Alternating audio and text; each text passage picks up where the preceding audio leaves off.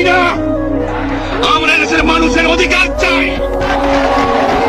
আর যদি একটা গুলি চলে, আর যদি আমার লোকের উপর হত্যা করা হয়, তোমাদের উপর কাছে আমার অনুরোধ হইল, প্রত্যেক ঘরে ঘরে তুলক করে তোলো।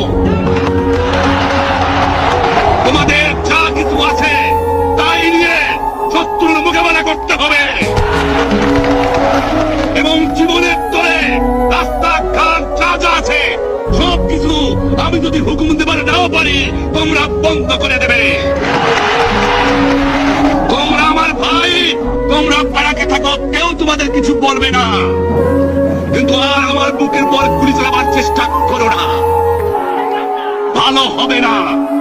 7 কোটি মানুষকে দাবায় রাখতে পারবো না।